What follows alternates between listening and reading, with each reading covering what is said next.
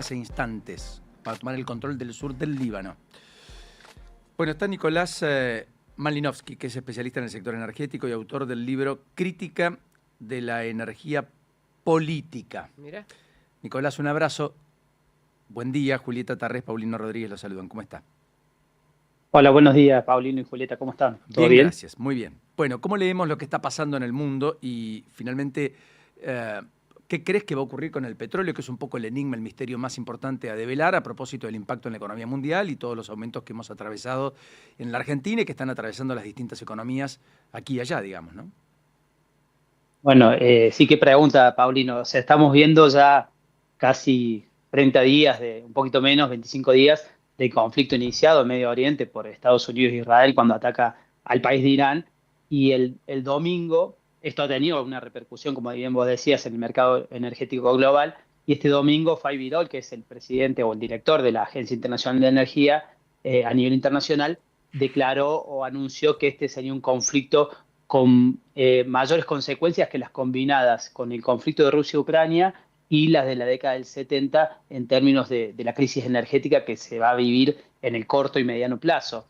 Esto producto de que no solo, digamos, hay un conflicto de guerra, digamos, en Medio Oriente, sino que se bloqueó por un lado, como una respuesta de Irán, se bloqueó el estrecho de Hormuz, que es uno de los nodos estratégicos a nivel global para el flujo de mercancías y en particular el petróleo. Por ahí circula el 20% del petróleo y el gas natural licuado que se produce en el mundo, con lo cual bloquear ese estrecho de Hormuz ha provocado una escalada de precios, ¿no? O sea, estamos hablando de que previo al conflicto, o sea, en febrero teníamos un barril de petróleo alrededor de los $70 y ahora estamos alrededor de los $100 y tuvimos un pico de $120 hace unos días, ¿no?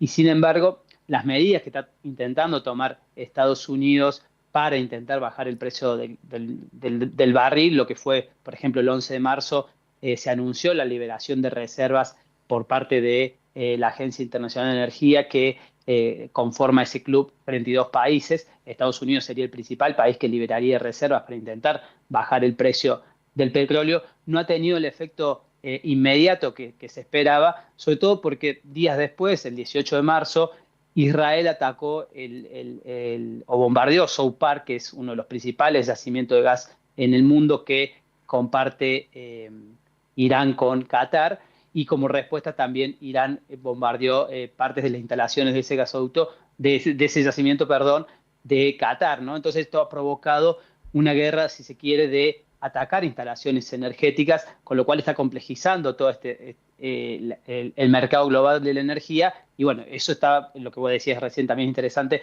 cómo va a repercutir en la economía global, y ya está repercutiendo, ¿no? Esto va a provocar una escalada inflacionaria seguramente en el mundo, donde no hay país que quede exento de esto, ¿no? Ahora, Nicolás, cuando comienza la guerra, algo que destacó Trump cuando comenzaron los bombardeos fue: nosotros no vamos a intervenir ni vamos a destruir ninguna infraestructura energética. De hecho, hace 2 días amenazó con destruir una central eléctrica en Irán y después se desdijo, porque para ellos es más importante cuidar el flujo, justamente porque no quieren que el problema sea económico y que sea global. Ahora, las condiciones que impone Trump en la guerra son muy distintas a las que impone, por ejemplo, en este caso Israel. Israel no tiene problema en atacar, por ejemplo, la isla de Kar, que es donde está la mayor producción y la mayor, podemos decir, distribución del petróleo de Irán hacia el mundo. ¿Cómo ves vos de ahora en más si Trump se corre y sigue adelante la guerra entre Israel e Irán? Bueno, yo creo que Donald Trump está entrampado un poco en esa suerte que decís vos de cómo salir de esto, sobre todo cuando uno analiza la política económica de Donald Trump y por la cual él asumió, digamos, ganó las elecciones presidenciales, que uno de sus ejes principales era bajar el costo energético, sobre todo para Claro. Estados Unidos.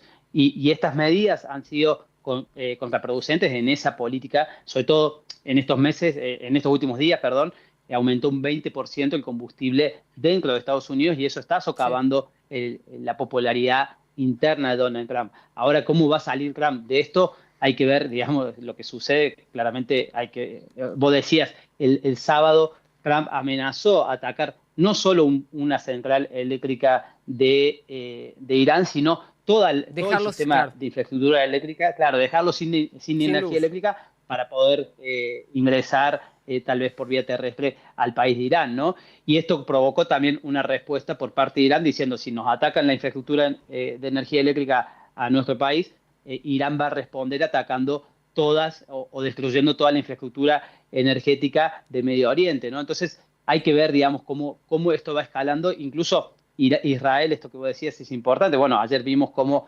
destruyó o está bombardeando el sur del Líbano, destruyó uno de los puentes que Sí. conecta, digamos, el sur con el norte. Incluso Israel atacó una de las instalaciones donde estaban una de las ciudades donde estaban una de las centrales nucleares de Irán. Irán responde también a Israel atacando, digamos, una ciudad con instalaciones nucleares. Entonces vemos ahí una escalada que claramente, esperemos que esto no suceda de convertirse en un conflicto nuclear, ¿no? Pero bueno, estamos viendo cómo la energía está siendo parte de esto y creo que Estados Unidos ahí sí está como en una encrucijada de ver cómo se sortea y cómo sale de esto. Esto, lo del tuit que hizo Donald Trump el sábado, que ayer se desdijo, diciendo que no iba a atacar estas instalaciones, es interesante. Incluso el Financial Times publicó ayer un artículo donde hablaba de una especulación por parte de esos tuits de Estados Unidos, con lo cual le suman a la complejidad más, porque acá, digamos, hay un mercado especulativo que está ganando mucho dinero, ¿no? O sea, si uno analiza Correcto. lo más reciente, que fue